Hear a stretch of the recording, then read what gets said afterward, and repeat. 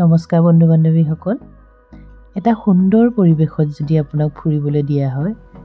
তেতিয়াহ'লে আপুনি নিশ্চিন্ত মনে ঘূৰি ফুৰিব পাৰে আৰু মনটো ৰিলেক্স ফিল হয় খুব আনন্দ অনুভৱ হয় বাৰু এতিয়া মই ক'ত আহি আছোঁ জানো এখন বাগানলৈ ঘোঁৰাত উঠি দাৰ্জিলিঙৰ মই বাগান চাই ফুৰিছোঁ খুব ভাল লগা অনুভৱ আপোনালোকেও দেখিব খালি এই ঘোঁৰাটোত উঠি মোৰ ভয়ত জীৱ নাইকিয়া হৈ গৈছিলে চাৰিওফালৰ পৰিৱেশ চাওক কি সুন্দৰ এইফালৰ পৰা সন্মুখতেই পাহাৰটোৰ সিপাৰে হ'ল গেংটক মই ক'ৰ কথা কৈ আছোঁ জানে নহয় দাৰ্জিলিঙৰ মোৰ আগৰ ভিডিঅ'কেইটাতো আপোনালোকে চাইছে সেইটো নেক্সট ভিডিঅ' ইয়াত আপোনালোকক পৰিৱেশটো দেখুৱাব খুজিছোঁ দেখিছে সেইবোৰ হ'ল বাগান হয়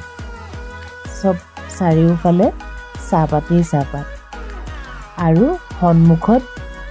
এয়া ডাৱৰে আৱৰা একদম সুন্দৰ পৰিৱেশ এই যে ঘোঁৰাটোত উঠিছিলোঁ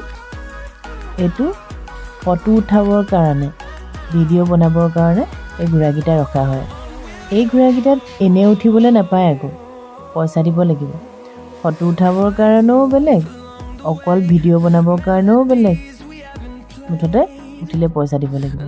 আৰু চাওকচোন কেনেদৰে ডাৱৰবোৰ উঠি আহিছে ওপৰলৈ আৰু অলপমান ফটো মাৰি ভিডিঅ' বনাই বাগানৰ মাজলৈ গ'লোঁ বেছি দেৰি ইয়াত সময় নকটাই পুনৰ আন এটা স্থানলৈ ঢাপলি মেলিলোঁ বন্ধুসকল মোৰ এই ভিডিঅ'টো চাই আপোনালোকৰ ভাল লাগিলে যদি লাইক কৰিব আৰু মোৰ চেনেলটো ছাবস্ক্ৰাইব কৰিব ধন্যবাদ